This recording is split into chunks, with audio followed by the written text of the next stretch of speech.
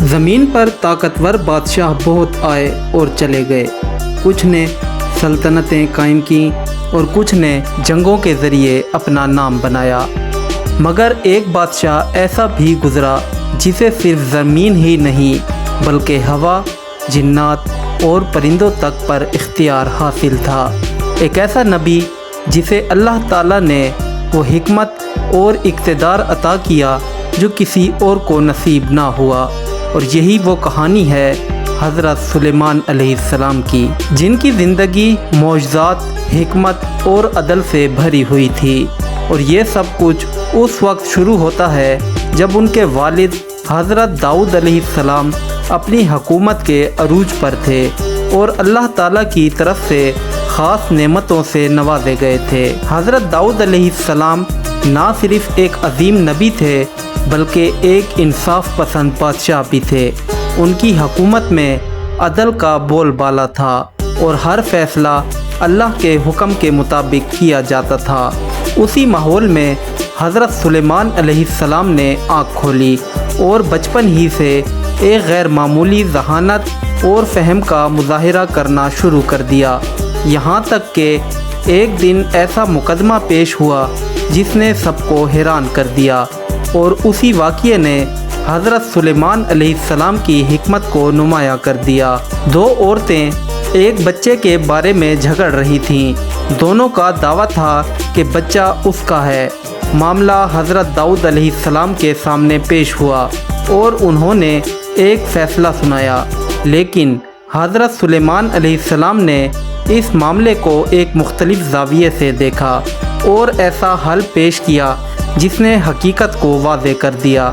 اس فیصلے نے نہ صرف لوگوں کو حیران کیا بلکہ یہ ثابت کر دیا کہ حضرت سلیمان علیہ السلام کو اللہ تعالیٰ کی طرف سے ایک خاص بصیرت عطا کی گئی ہے، اور یہی وہ لمحہ تھا جہاں سے ان کی زندگی ایک نئے موڑ پر داخل ہونے لگی۔ وقت گزرتا گیا اور حضرت سلیمان علیہ السلام کی صلاحیتیں مزید نکھرتی گئیں، یہاں تک کہ اللہ تعالیٰ نے انہیں نہ صرف نبوت عطا فرمائی بلکہ ایک عظیم سلطنت بھی دی، ایسی سلطنت جس میں انسانوں کے ساتھ ساتھ جنات بھی ان کے تابع تھے،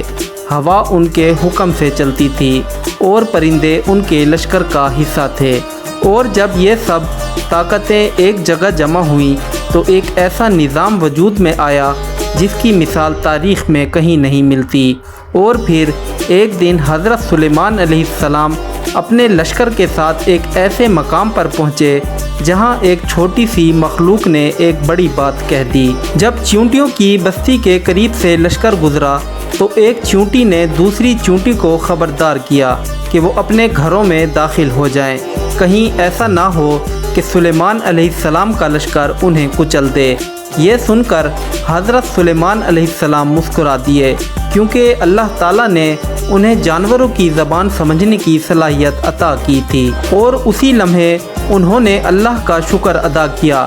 لیکن یہی واقعہ ایک نئے سلسلے کی ابتدا بھی بننے والا تھا، کیونکہ اسی دوران ایک پرندہ ان کی نظر سے غائب تھا جس کی غیر موجودگی نے انہیں ایک حیران کن کہانی کو جنم دینا تھا۔ حضرت سلیمان علیہ السلام نے جب اپنے لشکر کا جائزہ لیا تو انہیں ایک خاص پرندہ نظر نہ آیا، وہ تھا ہدہد،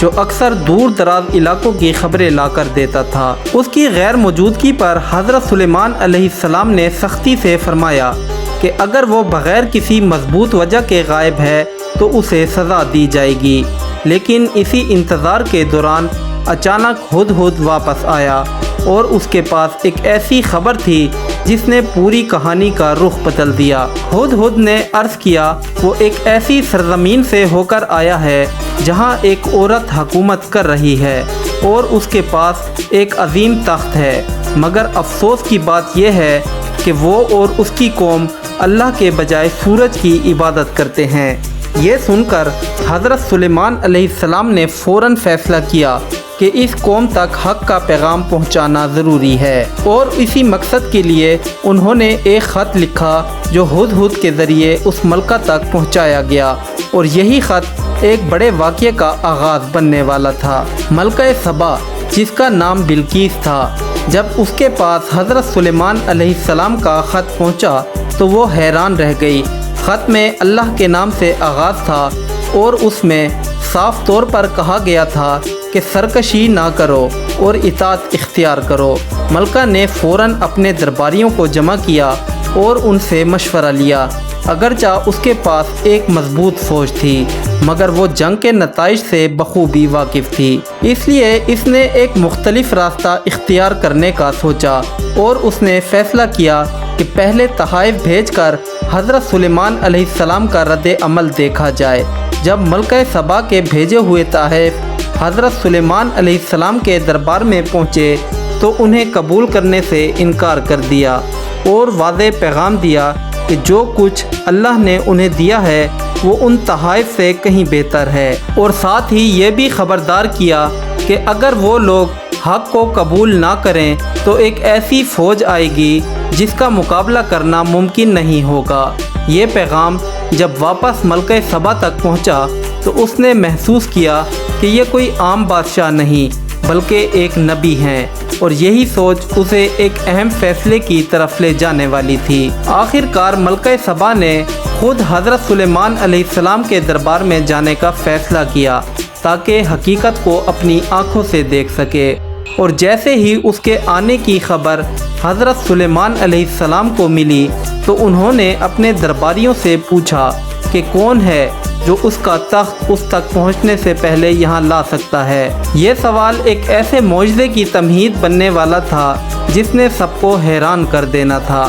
دربار میں موجود ایک طاقتور جن نے کہا وہ اس تخت کو اس سے پہلے لا سکتا ہے۔ حضرت سلیمان علیہ السلام اپنی جگہ سے اٹھے مگر اسی لمحے ایک ایسے شخص نے جس کے پاس اللہ کی کتاب کا علم تھا کہا کہ وہ پلک جھپکنے سے پہلے یہ کام کر سکتا ہے، اور پھر اچانک وہ تخت حضرت سلیمان علیہ السلام کے سامنے موجود تھا۔ یہ منظر اس بات کی واضح دلیل تھا کہ اللہ تعالیٰ جسے چاہے غیر معمولی طاقت عطا کر سکتا ہے، اور یہی وہ لمحہ تھا جس کے بعد ملکہ سبا کے آنے پر ایک اور حیران کن امتحان اس کا انتظار کر رہا تھا۔